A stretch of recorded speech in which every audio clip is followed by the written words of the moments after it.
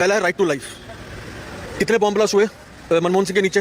पाकिस्तान की जो cross border वो थी, टेररिज्म था। अभी जम्मू कश्मीर में जितना टेररिज्म है, कब चलो भाई देखो अब मैं क्या करता हूँ। जी कुछ बोल रहे हैं आप? मैं कह रहा हूँ सिलेंडर पहले भी 1100 का ही था, सब्सिडी थी। सब्सिडी कौन पे करता है? हमारे हम ही पे कर रहे हैं। गवर्नमेंट ऑफ इंडिया ने जो आज के दिन में जो सिर्फ गरीबों के लिए, पुअर पीपल, जो उनके लिए सब्सिडी डायरेक्ट हो गई है, that is the right thing to do.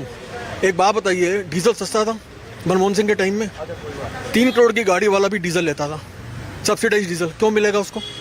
Cylinder जो रेस्टोरेंट वाले थे उनको भी सिलेंडर सब्सिडाइज मिलता था। क्यों मिलता था? ये फंस गया सीएम, इसे पार्टी की मीटिंग समझ के फंस। 5 स्टार होटल वालों को क्यों मिलता था? इंडिया में प्रॉब्लम क्या है कि हम सबके साथ पॉलिटिकली एक्टिव तो बहुत है, लेकिन पॉलिटिकली इलिटरेट है। इकोनॉमी को समझता ही नहीं है। इकोनॉमी का इकोनॉमी तो हम भी नहीं समझते, ये भी दुर्भाग्य। कोशिश कर रहा हूँ। देखिए ऐसा होता है कि जो कोई भी चीज़ फ्री नहीं है दुनिया में। आपने कहा कि वो सब्सिडाइज डीजल मर्सिडीज वालों को मिलता था। हाँ, सबको था ना सब्सिडाइज, तो डीजल ही था। और वही क्या हो गया है अभी बताता हूँ। अभी क्या हो गया है, आप केरोसिन ले लीजिए तो डायरेक्ट जो बेनिफिट है, डायरेक्ट ट्रांसफर है, हर उस आदमी को है जो गरीबी रेखा से नीचे है। केरोसिन किसी को मिल रहा है, मालूम है आपको? नहीं, जितना भी था और पहले, आज तो नहीं है, लेकिन उस टाइम की बात कर रहा हूँ। अच्छा, दूसरी बात जो आप कह रहे हैं कि डीजल मर्सिडीज 3 करोड़ वाले को सब्सिडाइज मिलता था, तो आज सुनो, जो डीजल मर्सिडीज वाले को जिस रेट में मिल रहा है वही किसान को खेत में डीजल ट्रैक्टर के लिए भी मिल रहा है। और उस मर्सिडीज वाले को 60 से 100 का फर्क भले न पड़ा हो, उस किसान को 60 का 100 कितना फर्क पड़ गया? हमारी प्रॉब्लम ये है, हम ये कह के चलते हैं कि सारे किसान गरीब है। आज के क्या लगता है? सारे नहीं है। आज के दिन में सबसे अमीर किसान पंजाब का है, और सारा पंजाब का किसान सड़क पे बैठा हुआ है। क्यों? इसलिए बैठा हुआ है क्योंकि जो अर्थियों की जो पूरी इकोनॉमी पकड़ के बैठा। एग्जांपल देता हूँ, 1800 रुपये क्विंटल गवर्नमेंट खरीदती है गेहूँ पंजाब से। 800 रुपये क्विंटल गेहूँ बिकता है बिहार में। बिहार का आदमी लाके 1600 में यहाँ बेचता है, 1800 में वो खरीद लेता है। आप इकोनॉमी जानते हैं सर? सुन लीजिए, मेरी भी सुन लीजिए। ज्यादा अंग्रेजी मत झाड़। बिहार से पंजाब कितना किलोमीटर है? अरे किलोमीटर है। हाँ, आज कितना किलोमीटर बता रहा हूँ, मैं ट्रांसपोर्टर ही हूँ, वही बता रहा हूँ। अगर आज आप बिहार से पंजाब एक गाड़ी लेंगे 50,000-55,000 में एक 16 टन की गाड़ी आ जाती है। अब आप 16 टन का पूरा रेट निकाल लीजिए। आप निकाल लीजिए। अब मैं बता रहा हूँ, आज उसमें 800 रुपये क्विंटल के हिसाब से अगर उठाएंगे फिर भी बेनिफिट है। लेकिन अब हो क्या रहा है, एक मिनट सुन लीजिएगा। आज के दिन में government of India as a rule should have 3 months of food security. 3 महीने के लिए अनाज रखा जाता है, 3.25 साल का अनाज है। 3 महीने के बाद वही गेहूँ सड़ता है, वही गेहूँ 300 रुपये क्विंटल में बेचा जाता है बीयर कंपनियों को। क्यों बेचा जाता है? अब मोदी क्या करता है? अब देखिए इकोनॉमी क्या है। इंडिया में गवर्नमेंट के सिर्फ 4 काम है, दुनिया में गवर्नमेंट सिर्फ 4 काम करती है। नहीं सारुण के यहाँ कुछ तो गड़बड़ है जरूर। पहला है राइट टू लाइफ। कितने बॉम्ब ब्लास्ट हुए मनमोहन सिंह के नीचे? पाकिस्तान की जो क्रॉस बॉर्डर वो थी, टेररिज्म था। अभी जम्मू कश्मीर में जितना टेररिज्म है, कब रहा इतना? आ रहा हूँ, इससे ज्यादा था इंडिया में। जम्मू की बात कर रहा हूँ। Good question. जम्मू में ऐसा हो गया कि ये एक गलती है मोदी के एंड पे कि कश्मीर का टेररिज्म डोडा में शिफ्ट हो गया, जिसकी अब लड़ाई हो रही है। ये गलती कर गए, वो कश्मीर को सॉल्व करते करते जम्मू को खराब कर गए। ये गलती हो गई। लेकिन एक चीज़ देखिएगा, नक्सलाइट से लड़ने में 15,000 से ज़्यादा फौजी मरे हैं। कश्मीर के अंदर 17,000 से ज़्यादा फौजी मरे हैं। 8,000 फौजी मरे सिर्फ इंडिया के 3 लड़ाइयों में। हम उससे ज़्यादा फौजी मरवा चुके हैं इंटरनल वॉर्स में। ये वॉर सबसे हुआ कहाँ से, शुरू कहाँ से हुआ? क्यों? कांग्रेस को उठा लीजिए आप। इंडिया में जितने, आप ये सुनिए, मैं रुको जरा, सबर करो। इतना समय नहीं है। आप ये मानते हैं कि नहीं कि हिंदुस्तान में आज हम जहाँ तक पहुँचे हैं, जो कुछ भी अच्छा हुआ है वो मोदी जी के राज में हुआ है, जो कुछ भी बुरा हुआ है वो नेहरू, इंदिरा, उसके पीछे की सरकारें उसके लिए जिम्मेदार हैं? आप ये मानते हैं कि नहीं? मानता। कुछ का ज़्यादा है, कुछ का कम है। प्राइम मिनिस्टर का काम क्या है? 100% एक्यूरेसी पे काम करके देना। अरे छोड़िए, ये सब बहुत लंबी बहस है। मैं आज ये जानने के लिए आया हूँ, कल बजट आना है, इस बजट से आपको क्या उम्मीद है? अभी मजा आएगा। मुझे तो, मैं तो ये चाहूँगा कि जिस दौर से और जिस स्पीड से इंफ्रास्ट्रक्चर में इन्वेस्टमेंट हो रही है उसको और डबल किया जाए।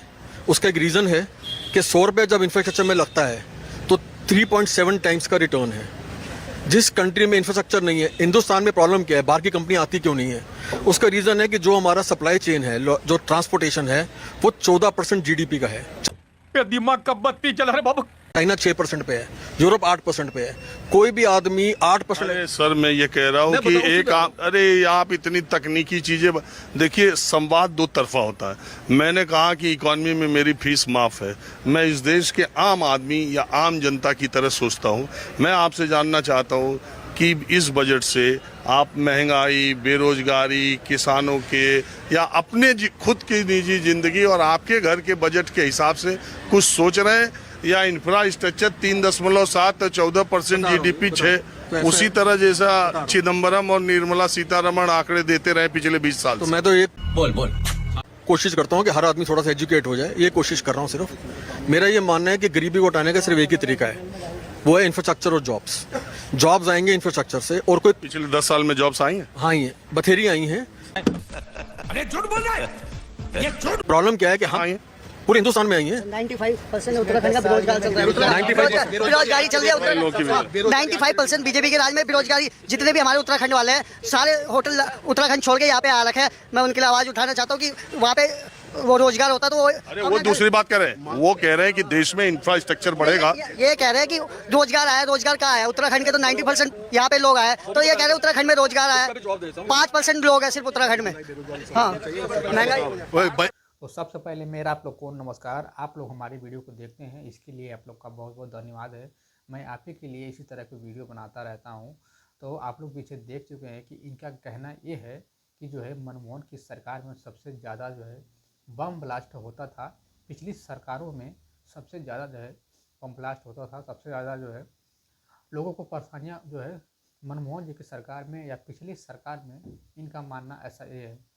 और इनको ऐसा लग रहा है कि अब की सरकार में जो है बहुत ही अच्छा काम हो रहा है, कि वो रोड बहुत ज़्यादा बन रहा है, उस पर बहुत ज़्यादा काम सरकार कर रही है। तो इनको कोई जनता से मतलब नहीं है। इनका कहना है कि अगर कोई भी सरकार अगर बजट जो है अगर ला रही है, तो बजट में सरकार को लाना चाहिए कि रोड का सबसे ज़्यादा विकास हो।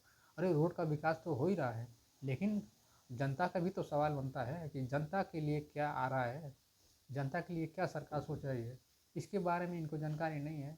इनको सिर्फ लग रहा है जो सरकार जो है अपना आंकड़ा दिखाती है कागजों वाला, जितना विकास हो रहा है उतना ये हो रहा है, उनके हिसाब से ये लगता है कि सरकार का ही आंकड़ा ये बता रहे हैं। इनको सिर्फ ऊपर लेवल का नाम पता है, इनको सिर्फ नीचे ग्राउंड का इनको कोई लेना देना नहीं है, क्योंकि ये लग रहा ग्राउंड लेवल का नहीं है। ये इनको जो है सिर्फ ऊपर ऊपर का मालूम है, अंदर का कुछ मालूम नहीं है। तो ऐसे लोग अगर रहेंगे सपोर्ट करते हुए सरकार को, तो इस तरह से सरकार क्या जनता के लिए काम करेगी? ये बड़े ही सोचने वाली बात है। और आप लोग भी देख रहे हैं कि किस तरह के लोग हैं और क्या उनकी राय रहती है सरकार के प्रति। सरकार से सवाल करने के बजाय सरकार के साथ में लोग खड़े हो जाते हैं, और उनको क्या उससे फ़ायदा हो रहा है कि यही देख लिए दिल्ली में कितना प्रदूषण हो रहा है। तो यही सरकार थी, केजरीवाल सरकार को कितना लोग कोसते थे, वहाँ की जनता भी कितना कोसती थी कि जो केजरीवाल कोई काम नहीं करते हैं, सिर्फ जो है लड़ाइयाँ करते हैं। अब देख लिए दिल्ली में अब सरकार से कोई सवाल करने वाला नहीं है, क्योंकि वही समर्थन लोग जो करते थे वही गायब हो गए हैं, सवाल उठाने वाले लोग, क्योंकि वहाँ पे मोदी जी की सरकार आ गई है। तो हमारी आज की ये वीडियो कैसी लगी आप लोग हमें ज़रूर बताएं कमेंट करके।